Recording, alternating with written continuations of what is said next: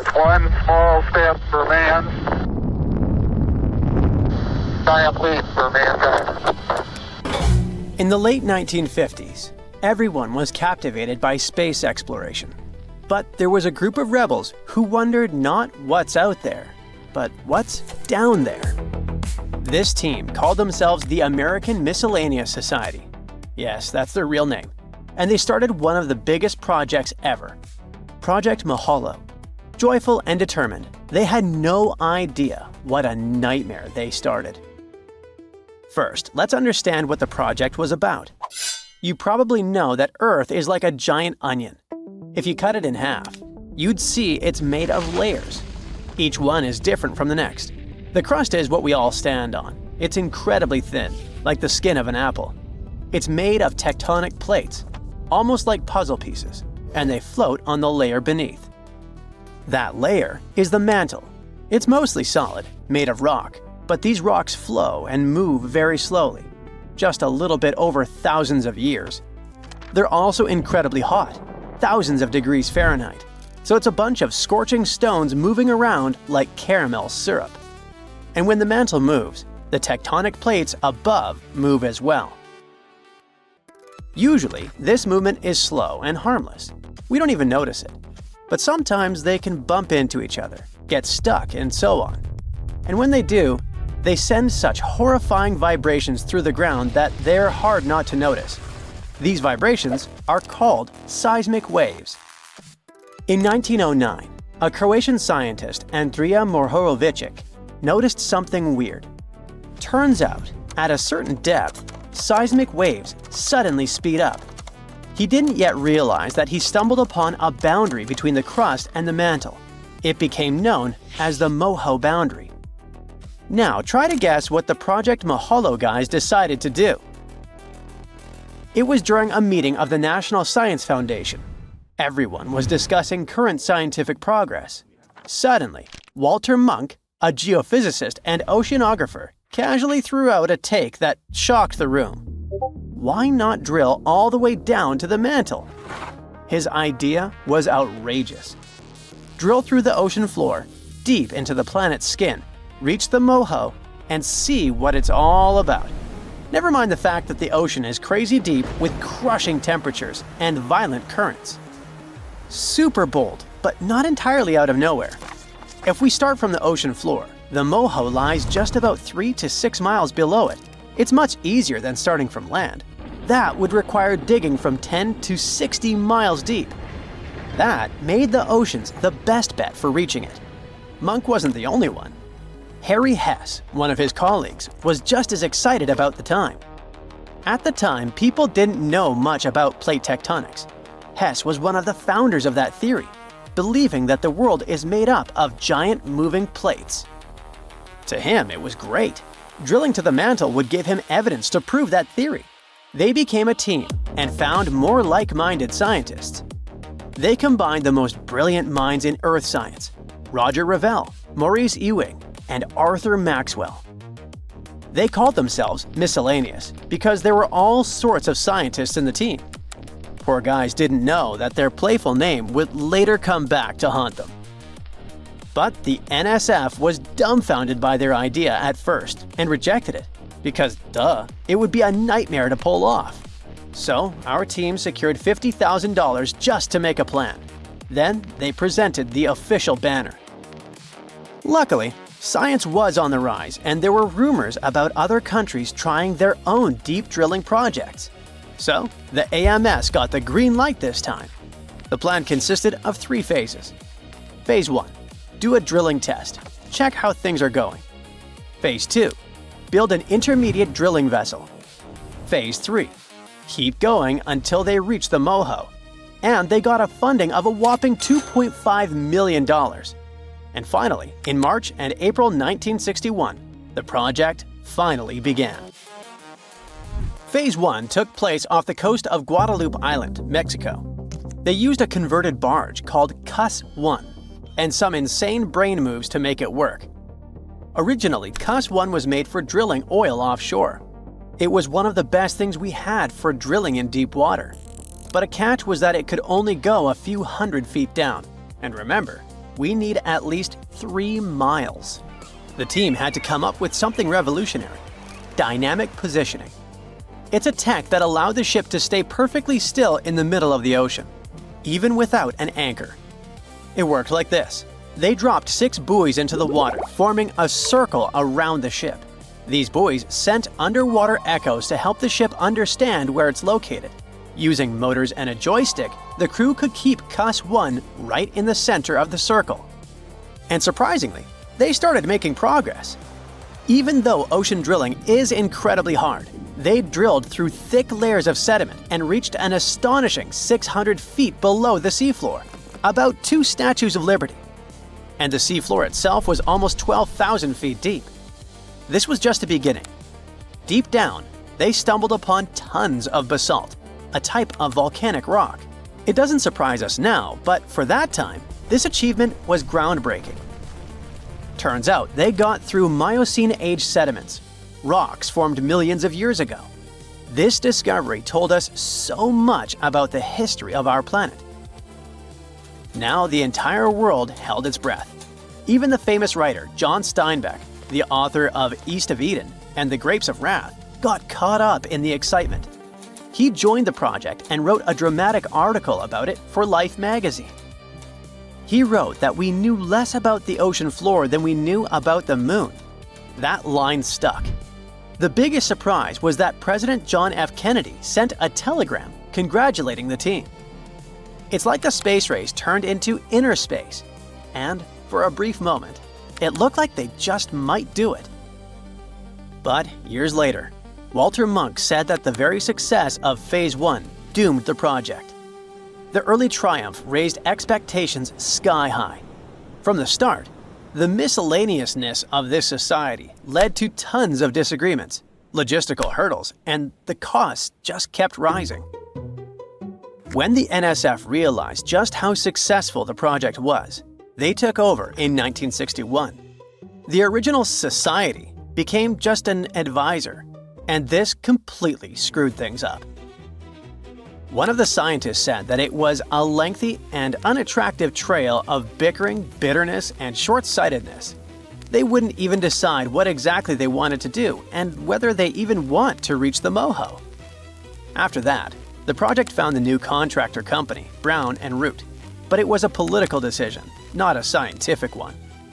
Brown and Root had no experience in deep-sea drilling at all. Poor scientists had to suffer because this company didn't understand the project's goals and how hard it is. Some scientists even quit because of how annoying that was. As a result, when they calculated how much it would actually take to reach the moho, it turned out to be about $1 billion by today's standards. This shocked absolutely everyone. The public was mocking them, which didn't help at all. Some articles called it Project No Hole and gave titles like How NSF Got Lost in Mohole. The final blow happened in '66. The project's most loyal supporter, Albert Thomas, passed away. Plus, the situation in Vietnam was escalating. As a result, the project was stopped after eating up tens of millions of dollars. What's even worse, this giant, impossible idea took the funding from smaller and achievable things. But it wasn't entirely for nothing. Project Moholo pioneered a new deep-sea drilling technique, which is now standard. They also inspired many new, similar, smaller ideas. And science just kept going since then. In May 2023, scientists finally achieved this dream. They actually pulled up rocks not even from the moho boundary, but from the mantle itself. They got them from the bottom of the Atlantic Ocean. So maybe one day we'll be able to drill all the way down there. Get ready, because one of the Pacific Ocean's most active volcanoes might blow any minute now.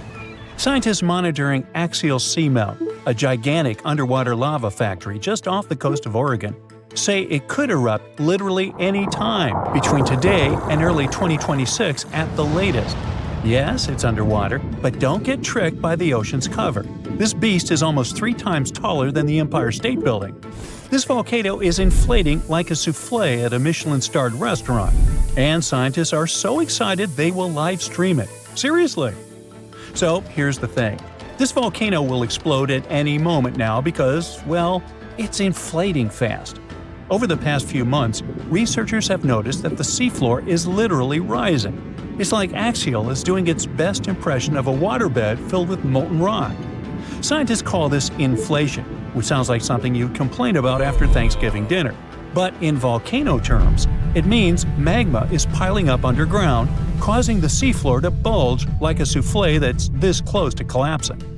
Now, an underwater volcanic eruption might not sound so exotic. After all, most volcanic activity on Earth happens under the sea. Believe it or not, there are more than 1 million submarine volcanoes quietly churning lava beneath the waves as you watch this. The ocean floor is Earth's biggest volcanic hotspot.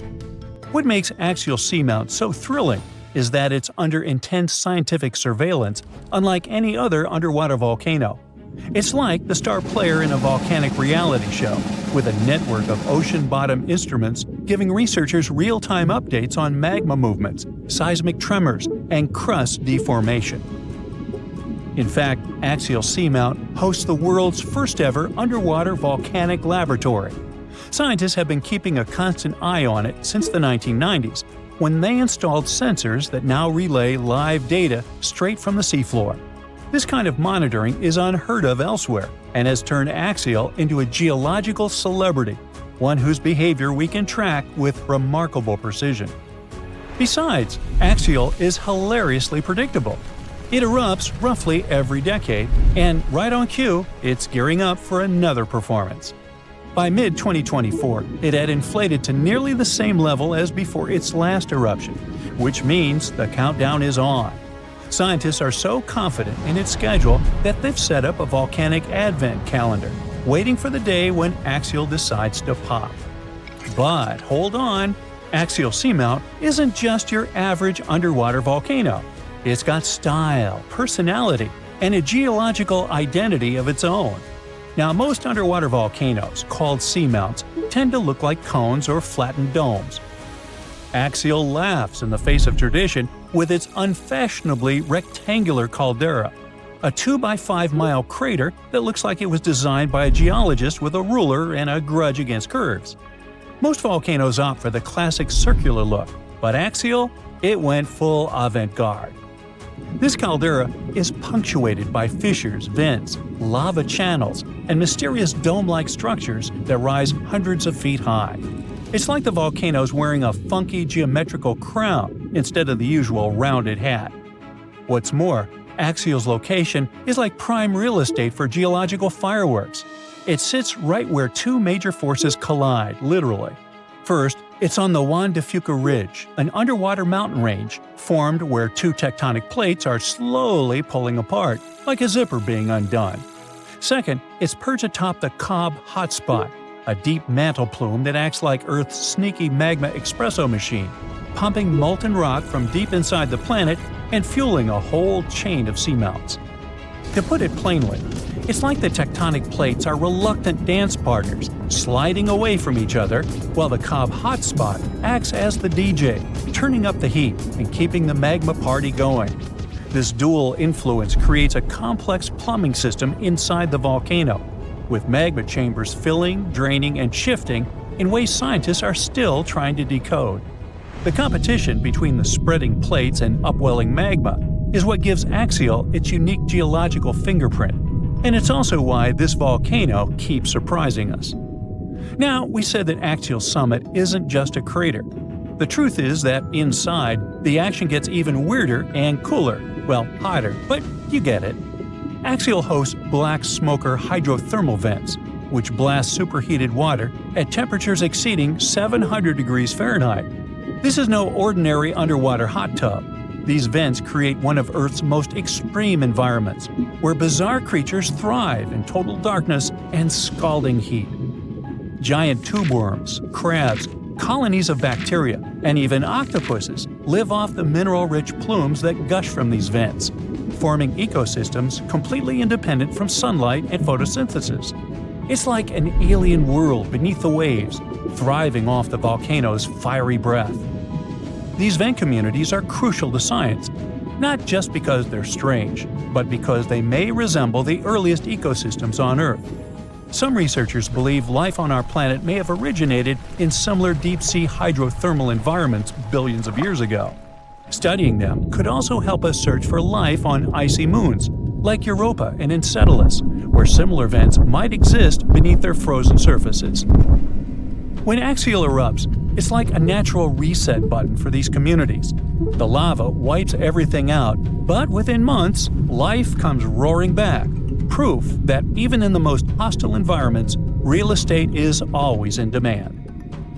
For those worrying about tsunamis or coastal disasters, relax. Axial eruptions are the underwater equivalent of a slow cooker. The immense water pressure keeps things chill, well, scalding, but not explosive. So the worst thing that happens is some lava decorates the seafloor, and a few crabs have to find new vents to squat in. This means no massive ash clouds or explosive blasts that could reach the surface. Instead, lava oozes out and spreads across the seafloor, sometimes traveling for miles. But for scientists, this eruption is the golden ticket. Understanding axial patterns could help predict eruptions elsewhere, even on land. Plus, its bizarre ecosystems offer clues about how life might survive on other planets. Not bad for a volcano that mostly just sits around looking rectangular. Still, the volcano's activity can be heard in the form of thousands of small earthquakes every day. Thousands!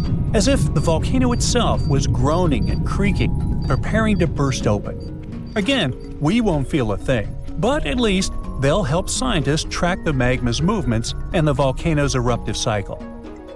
Now, one of the coolest parts of this story is that scientists are preparing to live stream Axial's next eruption for the first time ever.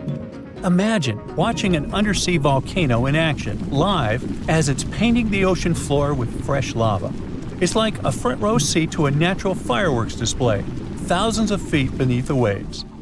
The live stream will come courtesy of the Ocean Observatory's initiative, which maintains a series of fiber optic cables linking Axial's instruments directly to shore. It's the Wi-Fi of the deep sea, and it's about to broadcast molten rock in HD. And there's another twist. Scientists have noticed a curious pattern in Axial's eruptions. All three of its most recent eruptions, in 1998, 2011, and 2015, happened between January and April, the months when Earth starts moving away from the Sun. So why? Well, it might have something to do with the Moon's gravitational pull. The Moon's orbit causes ocean tides to rise and fall, which changes the pressure on the seafloor and could help nudge the magma chamber to its breaking point. I guess the Moon isn't just a romantic light in the night sky. It might be the ultimate volcanic whisperer. So, one thing's for sure, when Axial goes, it'll be the best documented underwater eruption in history. So, keep your eyes peeled. This is one natural spectacle you won't want to miss. And who knows, if we're lucky, we might even get deep-sea eruption ASMR out of the deal. Now, if you'll excuse me, I'll be refreshing the live feed like it's a Taylor Swift ticket sale. About 2 billion years ago, a massive asteroid crashed into Earth, leaving behind total destruction and what we now call the Vredefort crater in South Africa. And get this space invader might have been way bigger than scientists originally thought, possibly twice the size of the asteroid that wiped out the dinosaurs. Nowadays, the Vredefort crater is about 99 miles across, which makes it the biggest visible crater on Earth. But technically, it's still smaller than the Chicxulub crater in Mexico.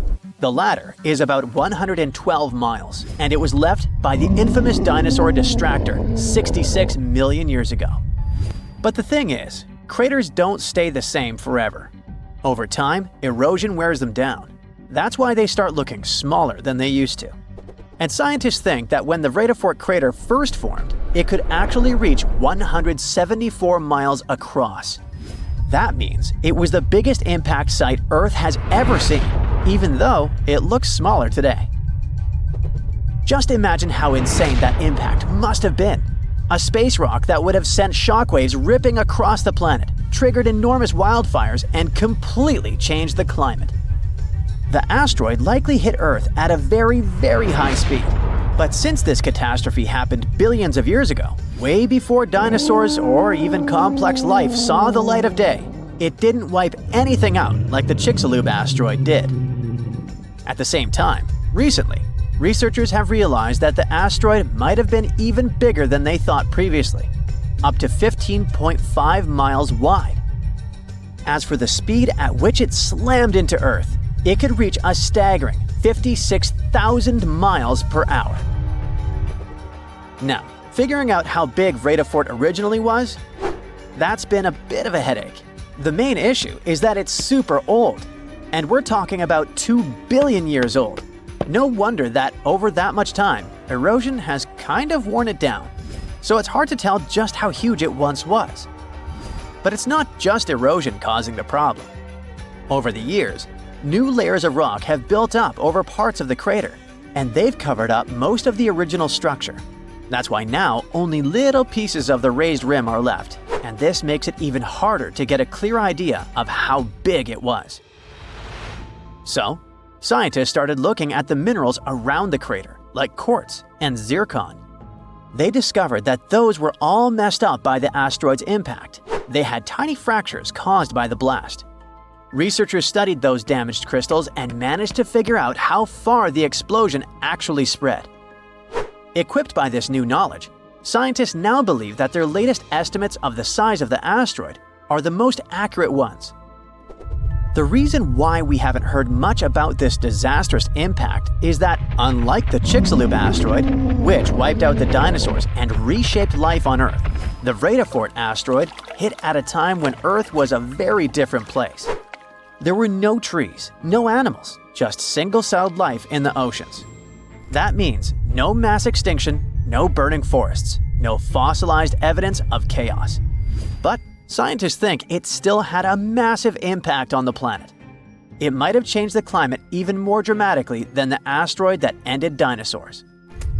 But since we don't have much direct evidence of the disaster, studying what's left of the Vredefort crater is one of the only ways to understand just how powerful this impact was. Even though it happened billions of years ago, learning about this impact can help us understand the history of our planet, and maybe even prepare for future asteroid threats. After all, they could be similar to what happened in Siberia at the beginning of the 20th century, pretty recently. It was a warm morning, June 30th, 1908, when the sky suddenly lit up with a blinding flash. What followed was an explosion so powerful that it remained a mystery for decades. Known as the Tunguska event, it was one of the most baffling disasters in history. Scientists suspected an asteroid impact, similar to the one that wiped out the dinosaurs. But there was one eerie problem. No crater was ever found. The explosion struck deep in the remote forests of Siberia, near the Podkamennaya Tunguska River.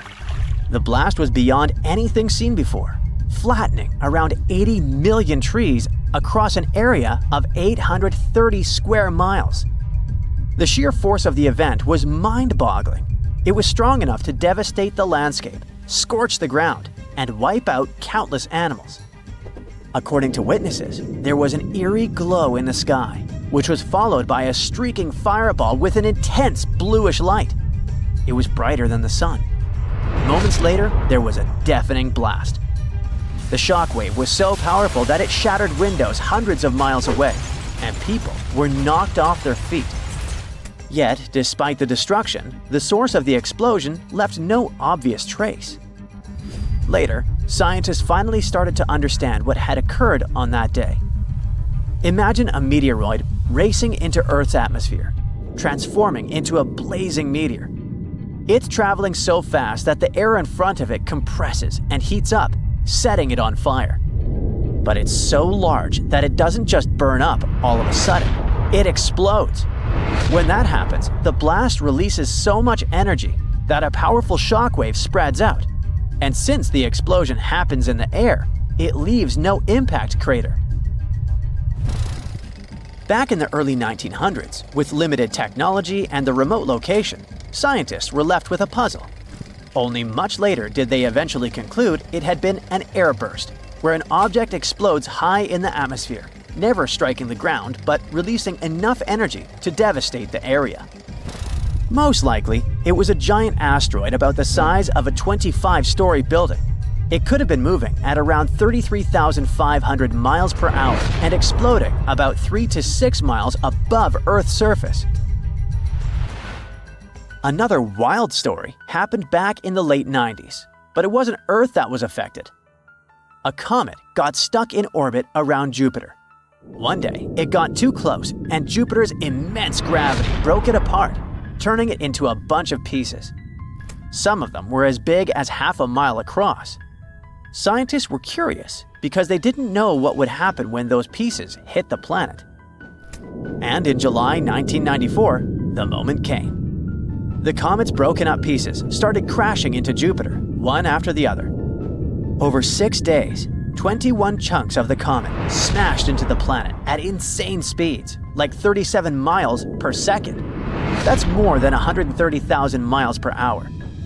The impacts were so powerful that they heated up Jupiter's atmosphere to a mind-boggling 53,000 degrees Fahrenheit, which is way hotter than the sun's surface. When each chunk hit, it sent massive plumes of material flying out of Jupiter, like when you throw a rock into a pond, but way bigger. Some of these plumes shot up almost 1,900 miles into the sky. Afterward, big dark scars appeared in Jupiter's atmosphere, and they stayed visible for months as the debris spread out across the planet. But this wasn't just a cool space event. Scientists actually learned a lot from it. Those dark impact marks helped scientists track the winds in Jupiter's stratosphere. The crashes even caused temporary changes in Jupiter's glowing auroras, showing that the planet's magnetic field was affected by particles from the explosions. Plus, the comet fragments didn't just make a mess, they also left behind new chemicals in Jupiter's atmosphere. Plus, some chemicals were also exhumed from the lower atmosphere. Some molecules like ammonia broke down over time, but others like hydrogen cyanide and water are still floating around Jupiter today. This helped scientists understand how different chemicals react and mix in Jupiter's atmosphere. Comet Shoemaker-Levy 9 was a wake-up call. It proved that massive space collisions still happen in our solar system. That's one big reason why NASA started looking into how we can track and prepare for any future impacts that might threaten Earth. Whether it's learning more about asteroids and comets, or about how giant impacts shape planets, the importance of such discoveries is undeniable. Now, you might want to book your dream vacation to Miami Beach as soon as you can, because this whole area might be underwater in the next 75 years. But it's not just Florida.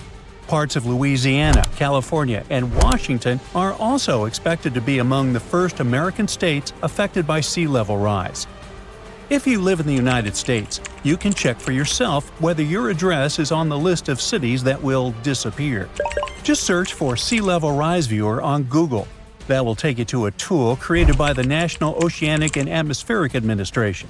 And it helps us visualize what coastal flooding might look like in the future. Now, you see that dark area in blue? Those are the sinking cities of the U.S. And by that, I mean cities that could be submerged by 2100. That's in the worst-case scenario, if ocean levels were to rise by as much as 10 feet. Hopefully, it won't come to that. As you probably know by now, sea levels are going up because the Earth is getting warmer. When the planet heats up, ice at the North and South poles melts, and all that extra water flows into the oceans. Plus, warmer water expands and takes up more space. So, between the melting ice and the expanding oceans, sea levels slowly rise over time. And that means more flooding and even the possibility of some cities ending up underwater. Right now, statistics show that sea levels are expected to rise by around 6 feet by the year 2100. The problem is that this could cause major coastal flooding, and not just during storms or heavy rains. Even on clear days, some areas could end up underwater. And that brings us to a question. How do we actually know how high ocean waters are? These days, experts can measure sea level with incredible accuracy, thanks to satellite altimeters. That's basically a special type of radar that measures how high something is. It figures out the height of the ocean by timing how long it takes for a radar pulse to travel from the satellite down to the surface of the sea and then bounce back. When scientists combine that data with the satellite's exact location, they can map even the tiniest changes in sea level all over the world. Right now, coastal flooding predictions are showing us something serious. The rate of global sea level rise has doubled over the past 3 decades, and there are plenty of tools online that help us to visualize just how big this problem could become in the future.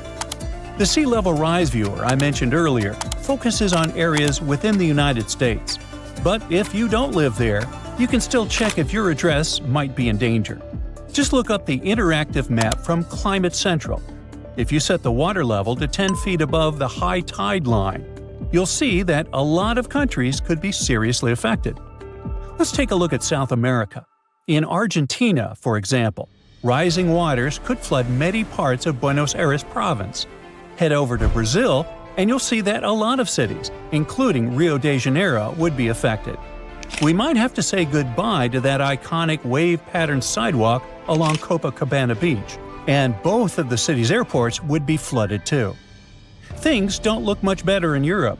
Major cities like Lisbon in Portugal, Valencia in Spain, and Rome in Italy could end up partly underwater. Honestly, the worst situation in Europe is probably in the Netherlands. Right now, about a quarter of the country is literally below sea level, and nearly half of it sits just 3 feet above. So if sea levels rise, they are facing some serious risks. This entire red zone, which includes cities like Amsterdam and Rotterdam, would be below the surface if the ocean rose by 10 feet.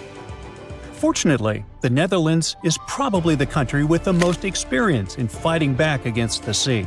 For years, they have tackled the threat with massive infrastructure, things like giant canals, windmills, and dikes, all designed to manage the water. And thanks to their efforts, the Dutch have reclaimed about 20% of their land from the sea. That's right, they're actually expanding. Unfortunately, some countries are at much higher risk than others. According to estimates, about 5 of them are in serious danger of disappearing in the near future. First up is Fiji, a tropical paradise loved by tourists. This nation is in a tough spot because of its low-lying landscape. There, extreme warming could cause sea levels to rise by as much as 6 feet by the year 2100. It doesn't help the fact that Fiji sits right in the middle of the Pacific Ocean, where massive storms can quickly turn things into chaos. That means people there need to brace themselves for more frequent flooding, and they're already taking action. To protect against coastal erosion, some communities are lining the seashore with old tires to keep sand from washing away in stronger waves. Others are planting mangroves across the coast. These trees can reduce the height of waves hitting the shore by an average of 31%. Plus, they help cut down wind speeds, which really matters during cyclones. Next on the red list is Vanuatu. This chain of islands, located between Australia and Fiji, could be underwater sooner than we think, and they're already making changes. Vanuatu was one of the first Pacific nations to relocate an entire community to safer ground. Back in 2005, people living in vulnerable areas on the North Island of Tegua moved to higher land. With temperatures continuing to rise, they're bracing for even more intense tropical cyclones. That means heavier rainfall, more flooding, and a much higher risk to both homes and infrastructure. The Marshall Islands are also facing a serious risk. This country is home to around 39,000 people and lives on the opposite side of the world from the United Kingdom. It's an extremely low-lying island nation built on what's basically a coral reef. According to NASA, sea levels there have risen by almost 4 inches over the past 30 years, and they could rise by about 7.5 inches over the next 30. And that's no small thing. If nothing is done, the islands could face more than 100 days of flooding every year by the end of the century. People over there are afraid of losing their homes. Studies also show that up to 40% of the buildings in the capital city, Majuro, could end up underwater in the future. But this country isn't ready to give up, and they're reinforcing the infrastructure. The Solomon Islands are also being slowly swallowed by the sea. This region has been experiencing sea level rise at nearly 3 times the global average. Over the years, satellite images have shown that 5 vegetated reef islands have already vanished beneath the waves. On the bright side, the people there are working hard to protect their homes. They're building stone walls along the coast and planting mangroves to hold back the water. But the worst case might be Tuvalu, as it could become the first country to turn completely uninhabitable because of rising seas. This island chain, located about halfway between Australia and Hawaii, sits only about 9 feet above sea level. And in its narrowest spot, in a place called Fungafale, the land is just about 65 feet wide. You can see how vulnerable the situation is, right? I mean, even before the higher tides arrive, the country's limited farmland could be affected by salt water. These islands are a powerful example of resilience, and a reminder that sinking cities don't have to mean disappearing ones. While the challenges are real, the global response to sea level rise is growing stronger every day. Around the world, communities are adapting, innovating, and coming together to tackle the threat of rising water. The lost city of Atlantis may have actually been found. No, really. 2 researchers were working in the waters off the coast of Cuba when they discovered the ruins of what looked like an ancient submerged city. That happened about 20 years ago, and yet no one really talks about it today. It's like the authorities just took the research, locked it away in some top-secret room, and decided no one else should know about it. But why? Well, I'm going to tell you. Back in 2001, Paulina Zalitsky, a marine engineer, and her husband, Paul Weinswig, were hired to explore the waters off Cuba's western coast. They had 2 main objectives: to search for old shipwrecks, possibly hiding treasures like gold and jewels, and to locate valuable oil and natural gas deposits deep underwater. They were using a sonar. Basically, this equipment is like a sound-based radar. It sends out sound waves underwater, and when those waves hit something, like a sunken ship, they bounce back. The system can figure out where and how far the object is just by listening to the echo. So, the couple was scanning the seafloor with this equipment more than 2,000 feet below the surface. And then, out of nowhere, they found something way more interesting than gold or oil. They found stones. Not just any stones. I'm talking huge, perfectly arranged stones. Kind of like a mini version of the pyramid at Chichen Itza. Or even better, like a bunch of tiny submerged Chichen Itzas. Yep, they saw that. Or at least, they think they did. The thing is, sonar doesn't work like a camera. It definitely doesn't record video or take actual pictures underwater. What it does do is create images using sound. And those images are usually just outlines or shapes, kind of like a blurry black and white sketch. It shows you where things are, but not exactly what they look like. And that's exactly what happened back then. The equipment started producing images of these perfectly organized stone structures, and it really looked like some kind of urban development. I mean, the site was just too organized, too symmetrical to be just random rocks. But it sounded too good to be true. I mean, this discovery could totally change everything we know about ancient civilizations on the American continent. So the scientists decided it would be too irresponsible to announce anything without finding more evidence first. And that's why they decided to go back to that same spot. This time they sent down an underwater remotely operated vehicle to actually see what was going on beneath the sea. See? This robot was basically an underwater cameraman. And yep, it confirmed it. There was definitely something strange down there. It looked like an ancient city made of huge, smooth blocks of granite. These rocks were about 8 feet by 10 feet. Some were in pyramid shapes, others were circular. Some seemed to be deliberately cut and then stacked on top of each other, while others appeared isolated from the rest. Together, they looked like they were forming corridors and outlines of rooms. It was like finding large buildings in the middle of an underwater desert. These images were enough for Zalitsky to seal the deal. Back then, she confirmed that this amazing structure, her words, could have been a large urban center. Again, her words. Then the couple started to speculate. They said that these structures were probably built more than 6,000 years ago, which would make them older than the Great Pyramids of Egypt. It's even older than the famous Maya, the civilization that used to live in the Americas and is known for their ancient and advanced temples. The research also suggested that these structures might belong to a civilization that lived on the American continent thousands of years ago, and that we didn't even know about. This supposed civilization once thrived on a 100-mile land bridge connecting Cuba to Mexico's Yucatan Peninsula. But then, something catastrophic happened. According to their theory, the Earth's faults shifted beneath the surface, leading to a massive earthquake. Then, in the blink of an eye, the entire bridge was destroyed. The land was swallowed up by the sea and ended up at the bottom of the ocean, and this civilization disappeared. Of course, all the connections to the famous Atlantis myth got the media totally hooked on the story. News websites ran headlines like "Lost City of the Caribbean Found" and "Atlantis Found in Cuba." So, could that really be Atlantis? I mean, did they finally find the remains of this supposedly super advanced and lost civilization? Well, it's hard to say. From the start, part of the scientific community wasn't buying into the story too much. First, there's the issue of the date. Saying that this civilization existed at this spot at least 6,000 years ago just wasn't very credible.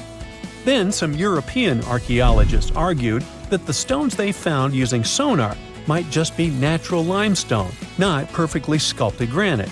And third, it was too deep.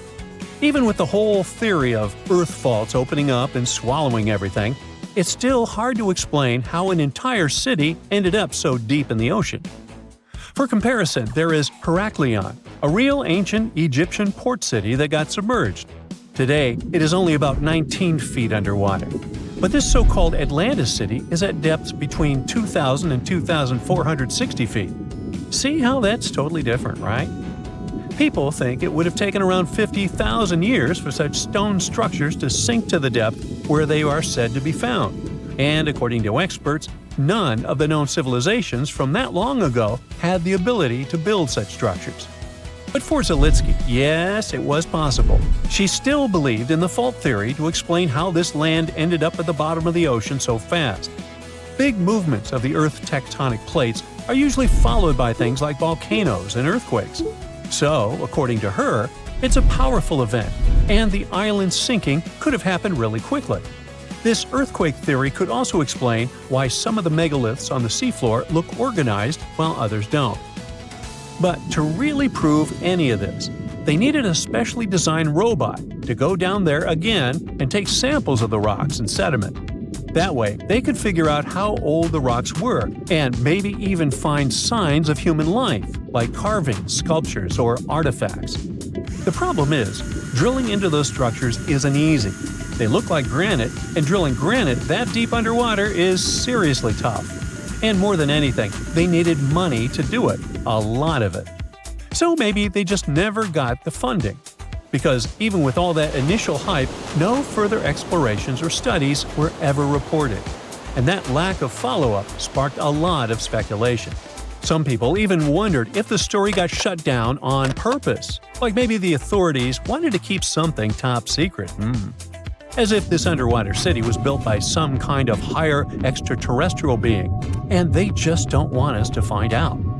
But truth be told, the strongest argument for saying, yeah, that is definitely a lost city, is that nature supposedly couldn't have built something so symmetrical. Geologists did try to find natural explanations, or at least similar examples from other parts of the world, but they came up short. Still, just because we haven't found a clear natural explanation doesn't mean there isn't one. Nature can create some pretty wild and unexpected stuff, so honestly, that whole too perfect to be natural angle is kind of a weak argument. What most likely happened is that experts just weren't convinced it was actually a sunken city, and that's probably why no one followed up on their work. Over time, the buzz faded, the story disappeared, and the site slipped back into silence. And without more data, the true nature of those underwater formations off Cuba's coast is still a mystery. Check out the cool map of New Orleans, USA. See those bold gray lines around the city? Those are levees keeping the city safe from the red flood coming in from Lake Maurepas, Lake Salvador, and Little Lake. Without those levees, New Orleans would be in big trouble with rising sea levels. Even with the levees, the damage looks pretty bad. The Biloxi and Jean Lafitte Wildlife Preserve look like they're almost underwater on the map. New Orleans is not the only city in the US that's at risk of going underwater. The city of Savannah is located right in the middle of Hurricane Central. But even without Mother Nature's fury, the place is facing some serious sea level rise. The Savannah River to the north and the Ogeechee River to the south might both overflow into the surrounding marshland. And that's not even the worst part. By 2050, there may be massive floods every year that will make history books look boring. Sorry to break it to you, but Miami is on the line too. The Sunshine State is shelling out around $4 billion to stop things from getting worse, especially in Miami Beach, a hotspot for tourists. As of now, over 1,200 houses are at risk of flooding. The Big Apple is also getting hit with more and more crazy floods. In November 2021, they even had their first ever flash flood emergency. But still, the city is not ready for it at all. Even the Statue of Liberty, one of the most famous spots in NYC, got messed up in Hurricane Sandy. Now with sea levels rising, Lady Liberty is in danger once again. Tabasco, Mexico is no stranger to flooding, thanks to its coastal location on the Gulf of Mexico. This low, flat state is covered in wetlands and forests and already deals with seasonal floods. But with sea levels rising, it could eventually be completely taken over by water. This would put at risk some seriously important things, like the Mayan ruins of Malpasito and Comacalco and Tabasco sauce. The sauce comes from Louisiana. Jokes aside, it's not just Tabasco. Parts of the Yucatan Peninsula and Baja California are also at risk from rising sea levels. Panama City is also in trouble. Apparently, the super trendy Casco Viejo and the swanky Costa del Este hood might get submerged in 2050, when Pedro Arias de Avila first founded it. Fun fact, it was the first European settlement on the Pacific coast. The 17th and 18th century forts on the Caribbean side are also in danger. According to Climate Central, they might get washed away by rising sea levels. Even UNESCO has had them on its risk list since 2012. Some more sad news. The Bahamas is going to be hit hard by rising sea levels. I mean, Hurricane Dorian was already a huge bummer in 2019. And now, they're saying most of Grand Bahama, Nassau, Abaco, and Spanish Wells could go underwater by 2050 due to various reasons. Amsterdam. The Netherlands is one of the Low Countries for a reason. The city and its buddies Rotterdam and Den Haag sit low and close to the North Sea. You gotta hand it to the Dutch though. They know how to handle the water and keep it at bay with high-tech flood defenses. With sea levels constantly on the rise, it looks like their impressive system of dikes, dams, barriers, levees, and floodgates is going to get even more crucial in the future. Still, despite all the effort, some experts are afraid that the Venice of the North might go underwater by 2030. Well, this one is not something you would expect, but still. Venice is sinking by 2 millimeters every year, and the sea levels are rising. This means that the city is getting flooded more often, and it's only going to get worse because of climate change. Just like New Orleans, Venice has a flood defense system, but as the crisis gets worse, it's going to be harder and more expensive to keep it going. Even worse, beautiful St. Mark's Basilica has already been hit hard by flooding. They tried to introduce a flood barrier system, but even that didn't work out perfectly. In 2020, the flood barrier was not used and St. Mark's Square got majorly damaged. Looks like even when we try to prevent the effects of climate change, things don't always go according to plan.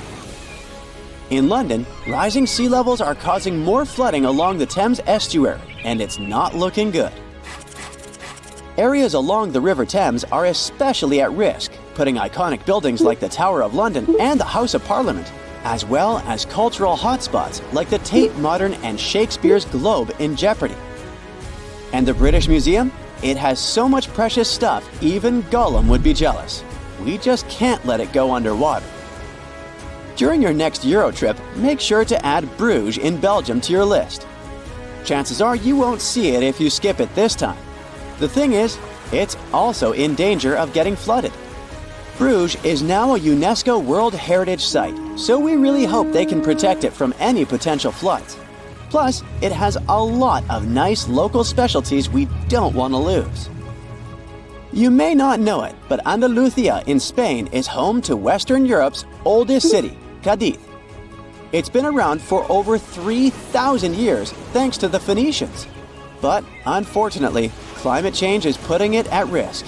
Rising sea levels might flood the city's cobblestone center, beautiful tree-lined plazas, and historic sea fortifications. And it's not just Cadiz. Parts of Andalusia are in danger of flooding too. Well, seems like one more destination must be added to your bucket list. Ho Chi Minh City, and especially its eastern marshy districts, are at risk, just like all the other places mentioned before. And it looks like the whole city is going to have a tough time with the Mekong Delta. While the main part of the city probably won't be completely submerged by 2030, flooding and storms are definitely going to become a big problem. So, it turns out that Bangkok might be in some hot water due to global warming. Literally, a 2020 study says that Bangkok could be one of the cities most dramatically affected by rising sea levels. It's sitting pretty low at just 5 feet above sea level. And to make things even more interesting, it's sinking at a speedy rate of an inch per year. And the cherry on top? The soil it's built on is super dense clay, which means it's basically a flood magnet. By 2030, parts of Bangkok, including the main airport, might have to get used to living underwater. The next city at risk is Kolkata, India. The fertile land in West Bengal has been a major key to their success for ages, but now it's causing some big worries in Kolkata and the surrounding areas. Just like Ho Chi Minh City, they could have some serious problems with all that rain during monsoon season. And the map of what could happen in 2100 is pretty scary stuff. The next destination is Shanghai, China. It's literally translated as the city on the sea. But it might actually end up under the sea. Climate control data is flashing red warning lights for this megacity, making it one of China's most at-risk cities. The Yangtze Delta, where Shanghai sits, and the Pearl River Delta, home to the Guangzhou, are both in hot water too, with lots of people living on low-lying land that might get flooded. The Maldives, a luxurious group of islands, already get flooded every year. Experts think they might lose 80 or even more % of their islands in the next 30 years. The Maldivian authorities aren't taking any chances though. They're already making plans to buy land in other countries, just in case they need to relocate the whole population. These people can spend more than 5 hours a day underwater, and this must be the closest thing we have to actual mermaids. Meet the Bajau tribe from Indonesia, Malaysia, and the Philippines. This tribe developed an extraordinary mutation, which helps them to almost live in the sea. Known as the nomads of the sea, they've been living near the waters of the Sulu Sea by the Philippines for nearly 1,000 years. Looks like Moana's got competition. Look at their houses. They're built on stilts, and there's a reason for it. These are the traditional lancha houseboats, which are great for getting to the water as often as possible. These little huts can fit a family of 5 and sometimes a community with up to 30 roommates. They're super easy to build. One hut can be completed in only 3 weeks. This also allows the Bajau to move freely across the seas. Since they lived in such a watery climate for generations, thriving on spearfishing and collecting shellfish, they started getting unusual mutations. You're probably thinking about superpowered lungs. But no, they actually developed bigger spleens than the rest of the world.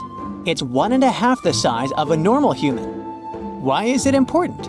Because the spleen helps store oxygenated red blood cells, so having a bigger one is like having a natural scuba tank. This adaptation is similar to what happens in deep diving seals, which also have large spleens. Scientists found that they have a special gene called PDE10A that's responsible for this. Bajau can hold their breath for about 10 minutes. For comparison, a regular human can do that for about 30 to 90 seconds.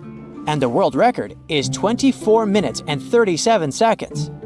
They also spend up to 60% of their day underwater. And you'll never guess what diets they have. Of course, they eat a variety of sea creatures, especially lobsters, snails, and sea cucumbers, which are known for being very nutritional and even medicinal. They build their boats themselves, fish using traditional methods, and trade their surplus catch with the mainlanders for essential supplies. They also use this money to buy cassava and prepare their cultural dish called cassava pangikai. Since they don't have fridges, they line up tons of caught fish and sun-dry it. Thanks to this technique, the fish can last for weeks.